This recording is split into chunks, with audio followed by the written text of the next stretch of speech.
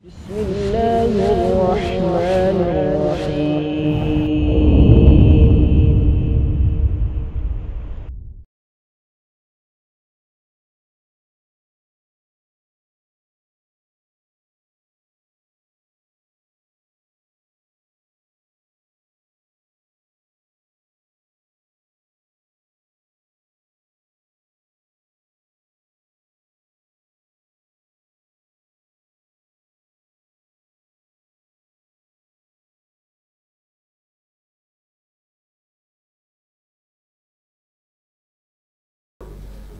Ma'asyiral muslimin, jamaah yang senantiasa dirahmati oleh Allah.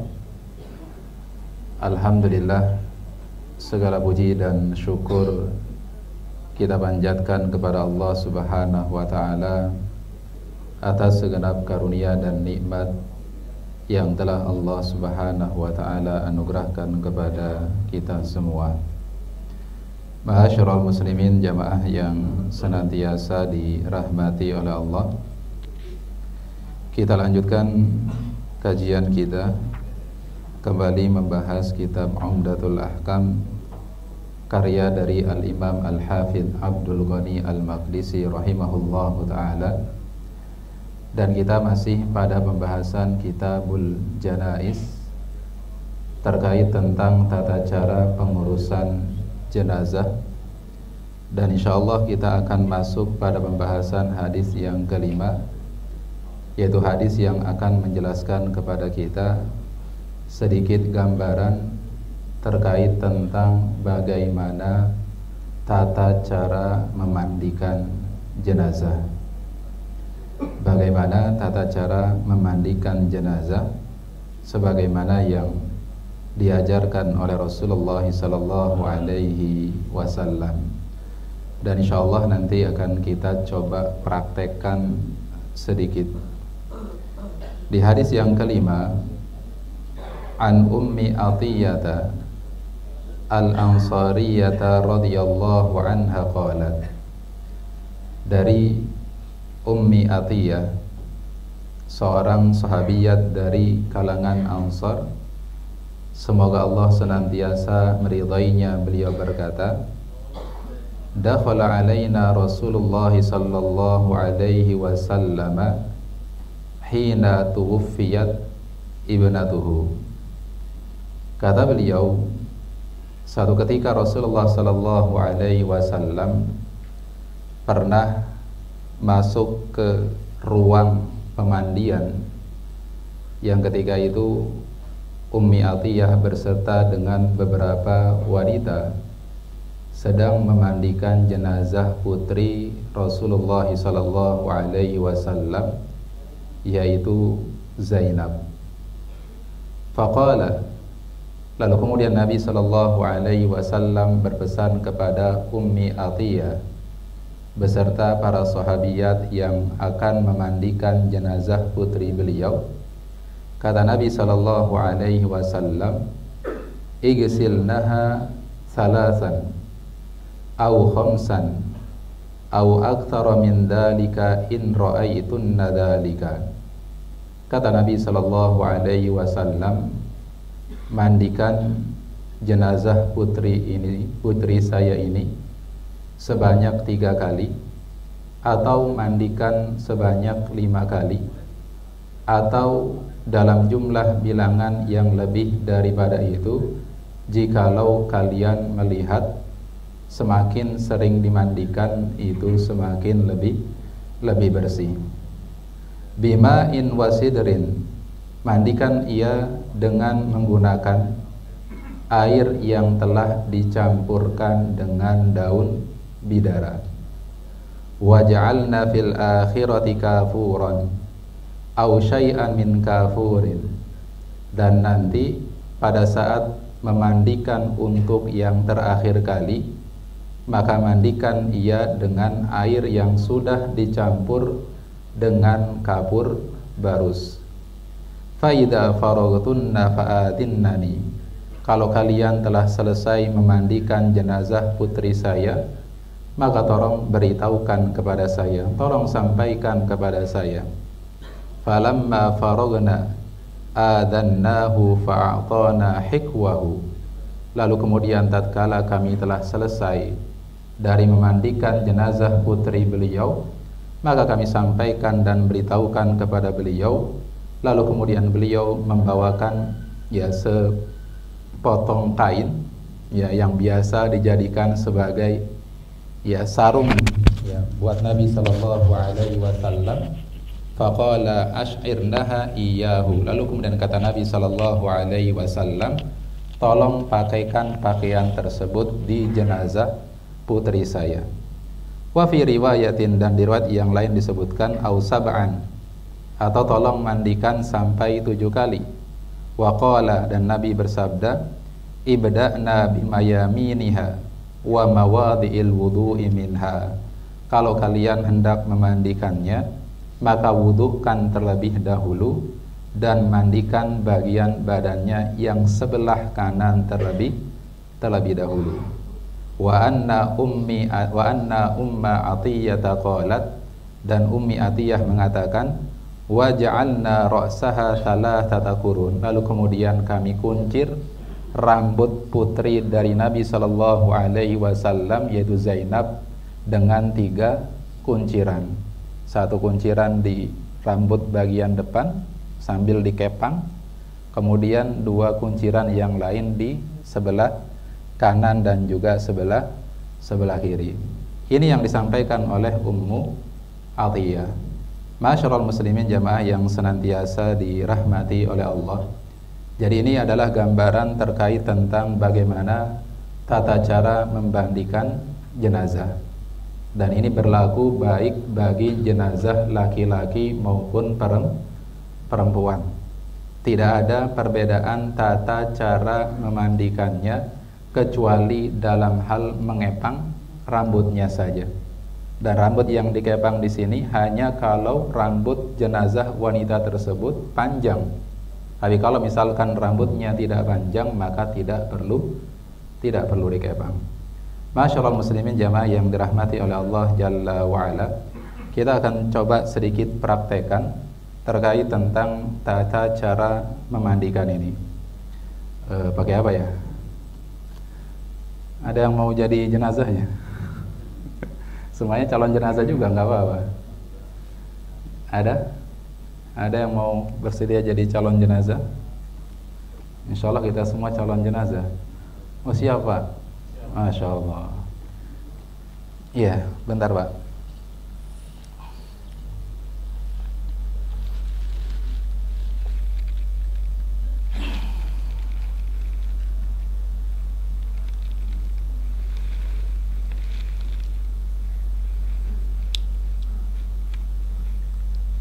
Iya.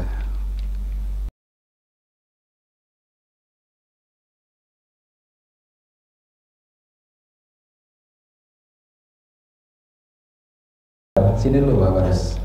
Nggak ada kursi atau buat tiduran, nggak ada ya yang lebih tinggi biar kelihatan semua teman-teman di belakang. Kalau nggak ada nggak apa-apa.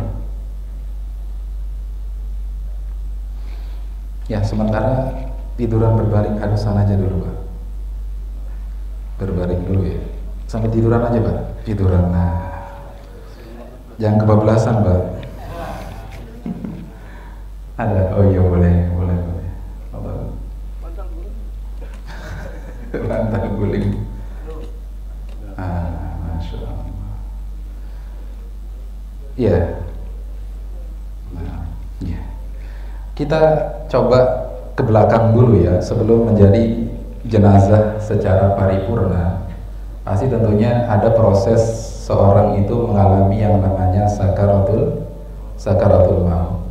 Nah, kalau misalkan di antara kita ada yang melihat salah seorang di antara keluarga kita atau menyaksikan saudara atau tetangga kita sedang mengalami sakaratul maut, maka satu hal yang kita dianjurkan dan diperintahkan oleh Nabi Shallallahu Alaihi Wasallam adalah membantu ia untuk mengucapkan kalimat La ilaha illallah. Ditalkinkan kalimat La ilaha illallah secara sempurna. Jangan yang ditalkinkan Allahnya saja, tapi talkinkan la ilaha illallah. Kenapa harus la ilaha illallah yang ditalkinkan secara sempurna? Karena kata Nabi sallallahu alaihi wasallam, lakinu mautakum la ilaha illallah. Talkinkan orang-orang yang akan meninggal di antara kalian dengan mengucapkan kalimat la ilaha illallah. Wa man kana akhiru kalamihi la ilaha illallah dakhala al-jannah. Barang siapa yang di akhir kalimatnya dia mengucapkan kalimat la ilaha illallah, maka niscaya dia pasti akan masuk ke dalam surga. Dan hal yang perlu diperhatikan, ketika misalkan ada sosok jenazah yang sedang mengalami sakaratul maut, maka kita dianjurkan untuk membisikkan kalimat apa? La ilaha illallah. Dan talqin ini kita talqinkan secara perlahan, pelan-pelan saja. Ya, kita ucapkan la ilaha illallah, lalu dijeda. Jangan la ilaha illallah, la ilaha illallah, jangan. Tapi apa? Tapi dijeda. Kenapa dijeda dan kenapa harus perlahan, kata Imam An-Nawawi? Karena dikhawatirkan nanti, karena kita terlalu sering mengucapkan kalimat la ilaha illallah, akan membuat orang tersebut menjadi terganggu, lalu kemudian dia enggan mengucapkan kalimat la ilaha illallah. Jadi secara perlahan, lalu kemudian kita kasih jeda, lalu kemudian ucapkan kembali la ilaha illallah. Sampai kapan? Sampai kita memastikan bahwasanya ya beliau mengucapkan la ilaha illallah. Kalau sudah terlihat dari mulutnya keluar ucapan la ilaha illallah, maka talqinnya kita hentikan. Kita berhenti talqinkan. Dan jangan juga jenazah orang yang sedang sakaratul maut ini diajak bicara. Nah, kalau misalkan dia mengucapkan ucapan setelah la ilaha illallah, dia mengucapkan kalimat permintaan atau apapun itu, maka kita dianjurkan untuk talqinkan kembali. Jadi selama dia sudah mengucapkan la ilaha illallah dan tidak mengucapkan kata-kata yang lain setelahnya, maka kita tidak dianjurkan lagi mentalkinkan kalimat la ilaha illallah. Karena sekali lagi harapannya kalimat la ilaha illallah menjadi apa? Menjadi kalimat terakhir yang keluar dari lisan orang tersebut. Kalau misalkan setelah itu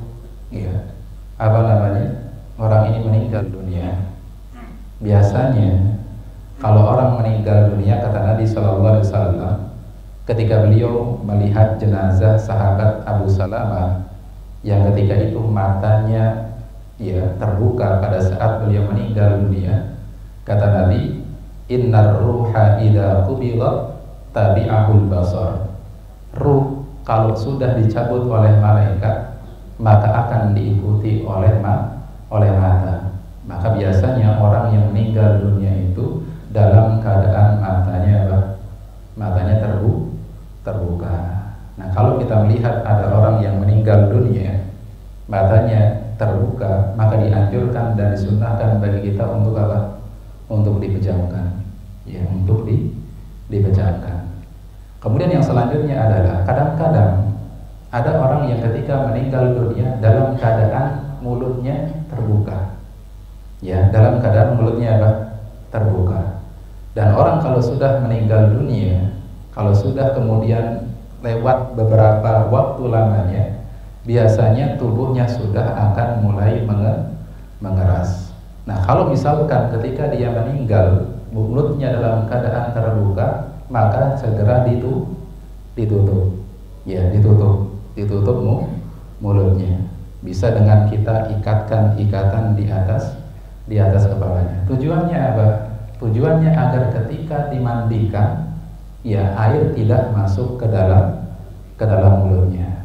Jadi itu Ya sebelum memandikan pastikan hal itu dulu. Ya, dipejamkan matanya, lalu kemudian ditutup rapat mulutnya. Kemudian yang berikutnya terkait tentang orang yang memandikan jenazah. Siapa yang berhak memandikan jenazah? Yang paling berhak adalah keluarga terlebih dahulu, kerabat terlebih dahulu. Dan pada prinsipnya jenazah atau mayit laki-laki dimandikan oleh kaum laki-laki dan jenazah perempuan dimandikan oleh kaum perempuan. Yang hanya membolehkan jenis kelamin yang berbeda adalah suami boleh memandikan istrinya, istri juga boleh memandikan suaminya. Selain itu enggak boleh. Anak laki-laki enggak boleh mandiin jenazah ibunya. Seorang ayah tidak boleh mandiin jenazah anak perempuannya. Jadi prinsipnya seperti itu. Lalu kemudian ketika hendak memandikan, pastikan wilayah tempat kita memandikan itu steril dari pandangan orang lain. Ya, steril dari pandangan orang lain. Maka pastikan tempat kita memandikan adalah tempat yang tertutup dan usahakan orang yang berada di sekitar pemandian tersebut hanya beberapa orang saja. Saya rasa cukup sekitar 3, 4 atau maksimal 5 orang di dalamnya. Ya, 5 orang di dalamnya yang bertugas untuk apa? Untuk memandikan jenazah. Kemudian yang berikutnya yang perlu diperhatikan adalah tempat di mana jenazah dibaringkan pada saat akan dimandikan. Sebisa mungkin bagian kepalanya itu lebih tinggi dibandingkan dengan bagian kakinya.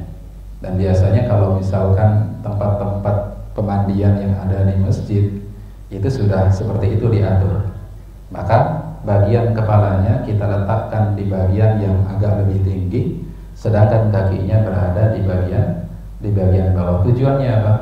Biar nanti ketika memandikan maka airnya akan cepat keluar, tidak mampet dan lain sebagainya. Nah, kemudian dalam memandikan lebih baiknya airnya ditampung pakai ember. Ya, walaupun kalau misalkan pakai selang juga boleh saja. Kenapa lebih baik pakai ember ditampung airnya? Karena tadi disebutkan sunnahnya adalah memandikan jenazah dengan air yang sudah dicampur dengan daun bidara. Jadi kita ambil ember untuk memandikan jenazah, air memandikan jenazah, lalu kemudian kita ambil daun bidara, kemudian diremuk-remukkan. Setelah diremuk-remukkan, lalu dimasukkan ke dalam Ke dalam air, ember yang berisi air tadi, lalu kemudian diaduk-aduk. Ya. Dan usahakan kalau misalkan kita pengen mandiin 3 kali, maka usahakan sediakan 3 ember air. 2 ember air itu adalah air yang sudah dicampur dengan dengan daun bidara, dan 1 ember yang lainnya dicampur dengan kapur barus. Kalau pengen mandiinnya 5 kali, berarti 4 ember itu dicampur dengan daun bidara, 1 ember itu dicampur dengan kapur barus. Paham ya? Kalau mau 7, berarti 6-nya pakai air yang dicampur daun bidara, 1-nya pakai pakai kapur barus. Dan tadi telah kita sampaikan bahwasanya yang pertama kali dimulai pada saat proses pemandian ini tidak disebutkan sebenarnya di dalam hadis. Jadi tidak langsung diwudukan, tapi terlebih dahulu yang harus dilakukan adalah membersihkan sisa-sisa kotoran yang mungkin ada di bagian kubul maupun di bagian duburnya. Maka kita mau bersihin yang kotor-kotor, maka baiknya pakai sarung tangan terlebih dahulu. Ya, usahakan pakai sarung tangan terlebih dahulu. Nah, setelah kita pakai sarung tangan, maka kemudian jenazahnya agak setengah duduk. Nah, alhamdulillah ini jenazahnya bisa duduk sendiri. Jadi setengah duduk seperti ini. Ya, nggak usah dikerasin, saya jaga, tenang aja Pak. Ya, tangannya jangan ke sini. Usahakan ketika jenazahnya meninggal, jangan diginiin ya tangannya, tapi diluruskan saja, diluruskan saja seperti ini. Ya, afwan, sebelumnya, maaf, sebelum masuk ke situ, saya lupa. Nah, ini kan jenazahnya masih pakai pakaian ya, diangkat pakai pakaian ke tempat pemandian. Otomatis kalau kita mau mandiin, maka harus dibuka pakaiannya. Ketika mau buka pakaiannya, jangan langsung dibuka seperti ini, karena nanti akan terlihat auratnya. Apa yang harus kita lakukan terlebih dahulu? Cari kain untuk nutupin bagian auratnya terlebih dahulu. Kalau jenazahnya laki-laki, maka cari kain yang bisa menutupi antara pusar sampai dengan lututnya. Kalau jenazahnya perempuan, cari kain yang bisa nutupin dari bagian dada sampai lututnya. Sampai sini paham Pak ya? Jadi ini masih pakai baju ya. Kita ambilkan kain, misalkan kain, ada kain nggak? Kita ambilkan kain, tutup bagian pusar sampai apa? Sampai lutut. Baru setelah itu ditanggalkan pakaiannya satu persatu. Setelah ditanggalkan, baru tadi, mohon maaf baru seperti ini. Pada saat diposisikan seperti ini bagian perut agak ditekan, ya, agak ditekan. Tadi tujuannya untuk apa? Untuk mengeluarkan sisa-sisa kotoran sambil apa? Sambil disiram, bagian depan dan bagian belakang. Setelah itu nanti kita dibolehkan bagi yang memandikan, dan saat itulah satu-satunya di mana orang yang memandikan jenazah boleh memegang, mohon maaf, alat kelamin dari jenazah tersebut. Ya, setelah diurut-urut perutnya, setelah itu sambil kita masukkan tangan kita, ya, kita bersihkan kemaluannya, lalu setelah itu juga kita cebokin bagian apa? Bagian bawahnya, ya, entah ada yang keluar atau tidak. Biasanya pasti ada yang keluar. Jangan dipastikan ini keluar enggak ya sambil dicium, jangan, ya, sambil terus apa? Dicebokin, disiram yang banyak, disiram. Nah, setelah itu selesai dicebokin, dipastikan kemudian kotorannya sudah keluar semua, sudah bersih, baru yang berikutnya adalah kita wudukan. Dan pada prinsipnya memandikan jenazah itu sama saja seperti mandi junub, sama saja seperti mandi Jumat. Maka yang pertama kali dianjurkan bagi kita adalah dengan kita mewudukan jenazahnya terlebih dahulu.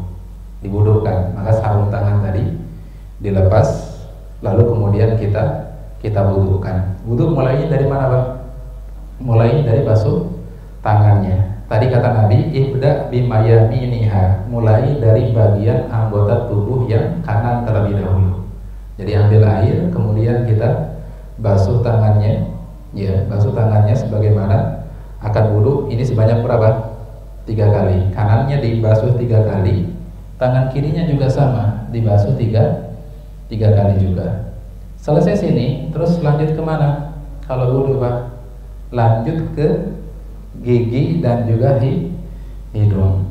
Orang yang meninggal nggak mungkin kan disuruh untuk kumur-kumur.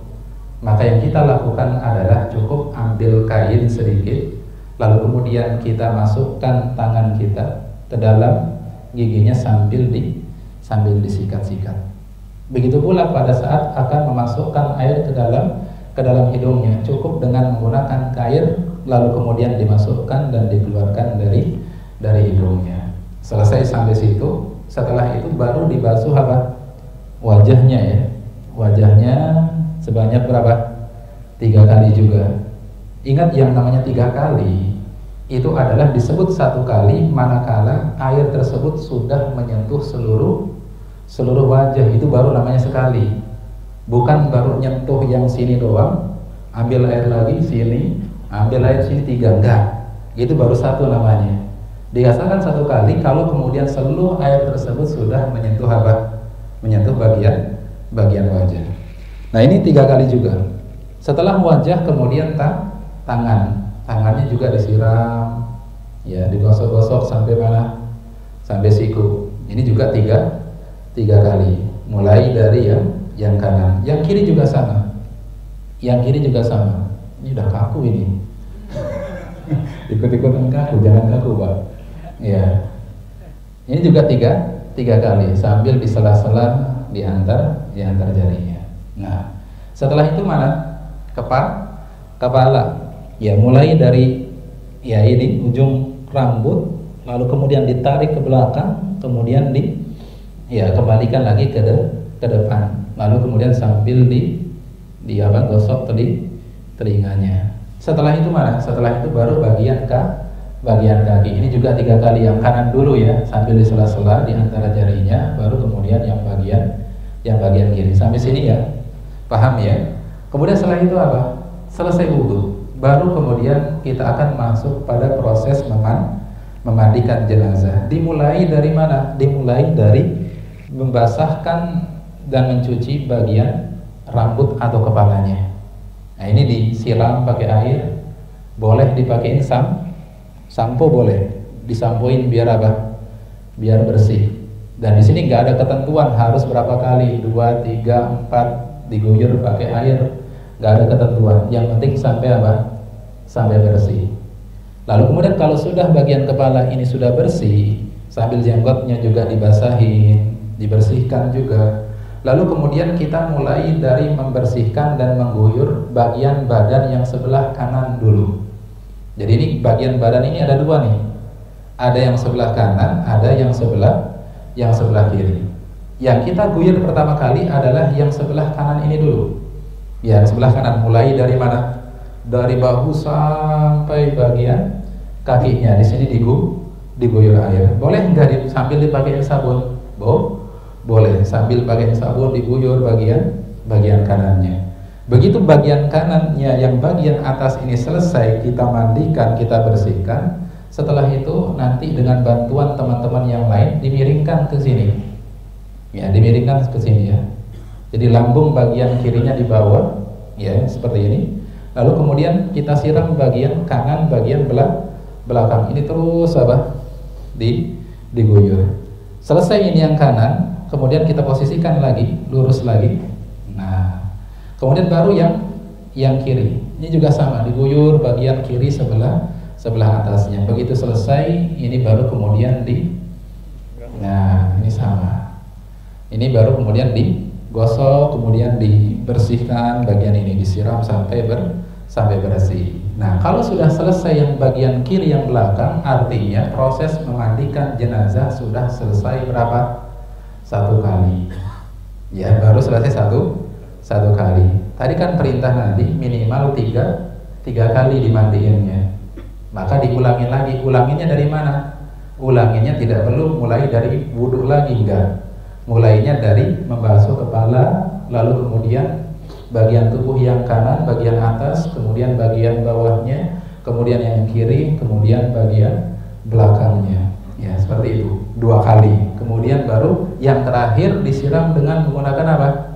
Kapur baru. Ya, begitu selesai. Ya, jadi simpel sebenarnya cara memandikan apa? Memandikan jenazah. Hanya saja kadang-kadang kalau kita baru pertama kali mandi jenazah, kadang-kadang grogi banget. Jadinya apa? Jadinya lupa kadang-kadang urutannya. Kadang-kadang bukan karena grogi, malah takut.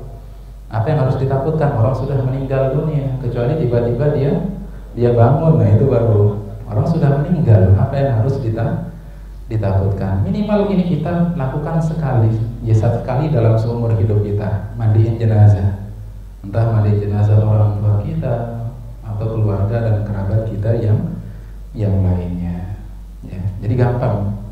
Ini kita praktekin mandiinnya dulu ya, belum mengkafaninya. Ya, jadi dengan begitu selesai proses memandikan jenazah. Kalau ada pertanyaan, apakah perlu kalau misalkan kukunya panjang, lalu kemudian kumisnya masih tebal, apakah harus dipotong kukunya, lalu kemudian juga dipotong kumisnya? Maka ini perselisihan yang terjadi di antara para ulama.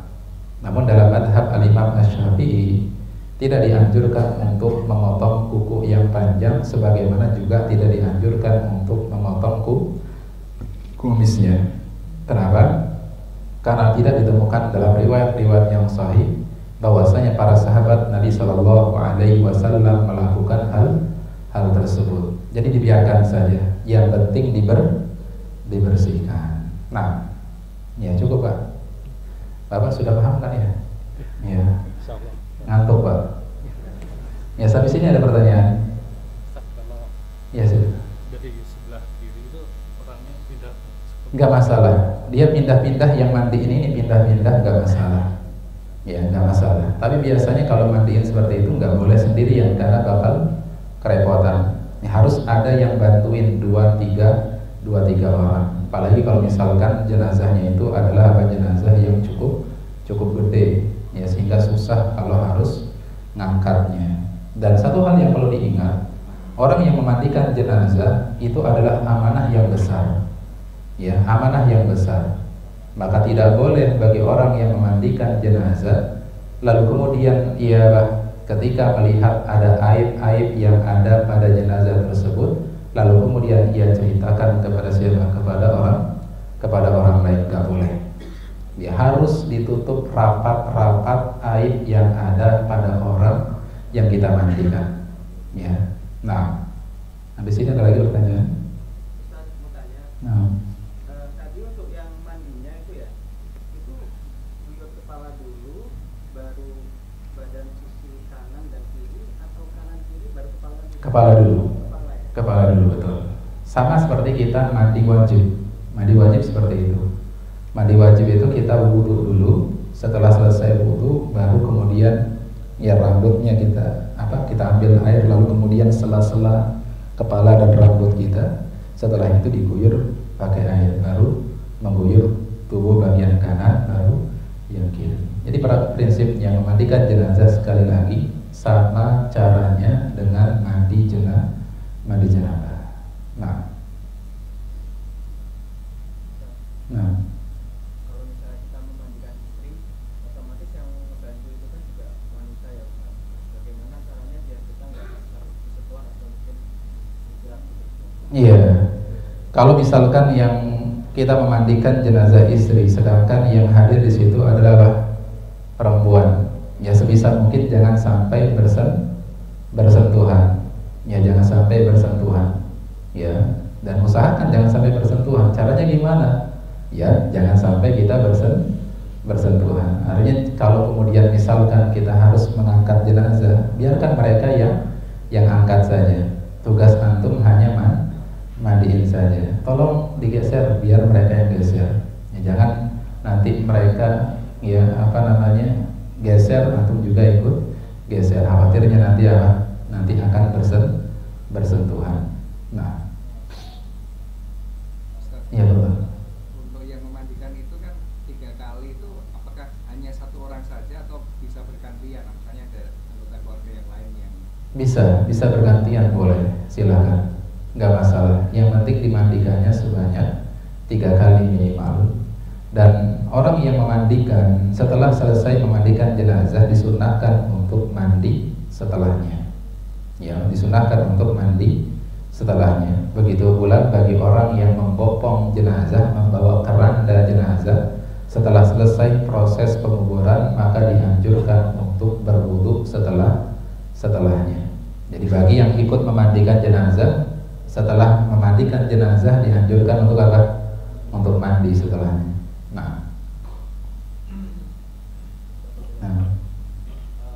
Saya pernah dengar bahwa kalau memandikan itu harus dengan lampu di sana. Betul. Itu masih merasakan sakit atau gitu. Betul. Kata Nabi sallallahu alaihi wasallam, kasru almi mayyitin ka kasriha hayyah.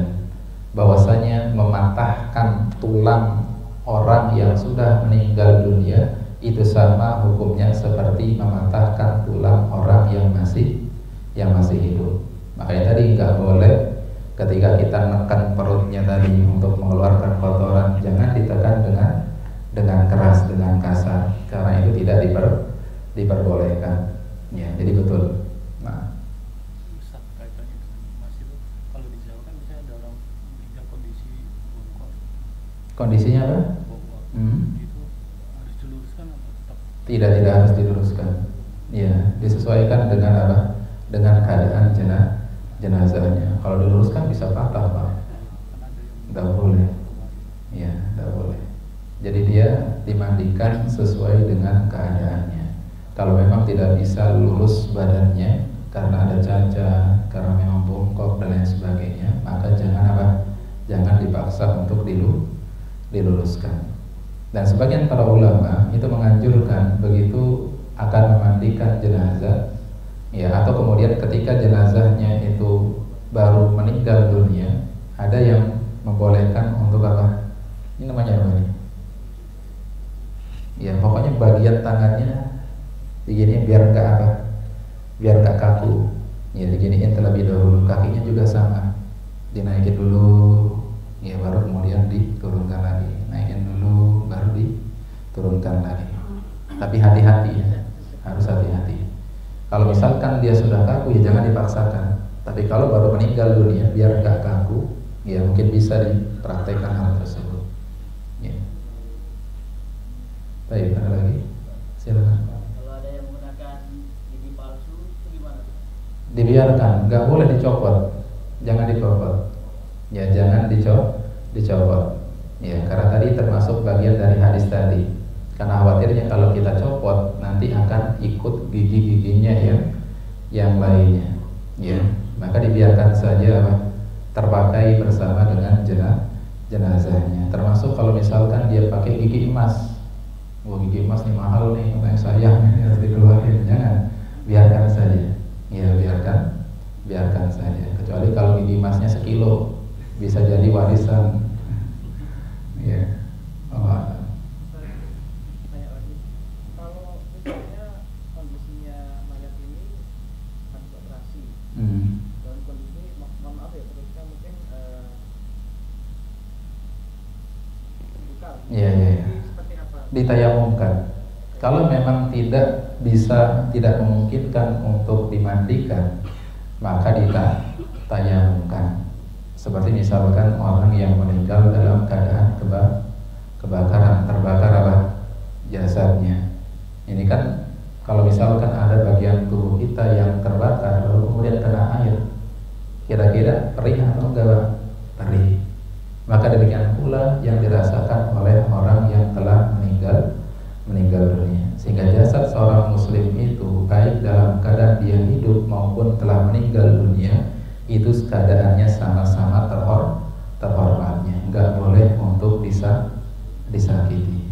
Termasuk dalam hal tersebut adalah jangan dipaksakan untuk dimandikan. Apakah benar jika seorang muslim yang melaksanakan sholat lima waktu lalu dia meninggal dalam kondisi sakit perut atau mungkin ada Ya, betul namanya. Ya, syahid termasuk bagian dari salah satu yang disampaikan oleh Nabi Sallallahu Alaihi Wasallam sebagai orang yang mati dalam keadaan syahid. namun ada hadis lainnya, Ustaz. Jadi barang siapa yang meninggal dalam kondisi tidak mempunyai hutang, tidak ada kesombongan pada dirinya dan tidak ada pengkhianatan pada dirinya, maka dia dijamin surga. Apabila misalnya meninggalnya tadi sakit perut tapi masih punya hutang, seperti apa? Iya, kalau orangnya meninggal dalam keadaan sakit perut lalu kemudian apa? Masih ada tanggungan hutang yang belum dibayarkan, maka dibayarkan oleh siapa? Oleh ahli warisnya. Diambil dari apa? Diambil dari harta dari orang yang meninggal dunia tersebut. Dan syahid di situ maksudnya adalah syahid secara apa? Secara duniawi atau akhirat. Ya, secara apa? Ada syahid duniawi, ada syahid secara apa? Akhirat. Ya, jadi syahid itu macam-macam. Ada syahid yang kemudian tidak harus dimandikan. Ya, seperti orang yang berjihad di jalan Allah. Ya, tapi ada kategorinya syahid tapi tetap harus dimandikan. Seperti misalkan tadi orang yang meninggal dalam keadaan terkena reruntuhan, orang yang meninggal dalam keadaan tenggelam, orang yang meninggal dalam keadaan sakit perut. Ya, kategorinya syahid tapi tetap harus dimandikan, harus tetap disolatkan, diperlakukan sebagaimana jenazah-jenazah yang lainnya. Nah, Allah a'lam. Nah, Untuk yang meninggalkan perihal itu apakah tidak pakai di hadis yang berikutnya ya. Nanti hadis berikutnya kita akan terangkan, itu masuk pembahasan hadis yang ke-6 plus terkait tentang tata cara mengkafankannya. Insya Allah di pertemuan berikutnya.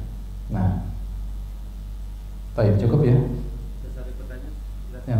Kalau seumpamanya yang jenazahnya ini ternyata dia melakukan implannya sebelumnya, nah apakah implan, entah itu implan alis atau bulu mata gitu ya Pak ya, itu apakah memang perlu dicabut dulu atau gimana, atau implan yang bentuk lainnya, misalnya kalau perempuan biasanya kan ada yang implan payudara, itu apakah implannya harus dibuat dulu? Tidak. Yang kedua, apabila nih di tengah-tengah kita memandikan ternyata kotoran yang dari maaf dari tubuhnya itu baru keluar, apakah wudhunya harus diulang atau tidak? Ya, kalau misalkan keluar kotorannya setelah selesai dimandikan, ternyata keluar kotoran lagi, maka wudhunya diulangi. Diulangi dari bagian wudhunya. Lalu kemudian kalau kita khawatir nanti di tengah memandikan keluar lagi, maka boleh disumbat. Ya, disumbat saja. Ya. Nah, Kalau yang implan tadi gimana? kalau implan dibiarkan saja. Biarkan saja. Dibiarkan. Nah, baik. Sampai sini cukup ya. Baik, ini yang bisa disampaikan pada kesempatan siang hari ini. Semoga bermanfaat bagi kita semua. Wallahu ta'ala a'lam bishawab.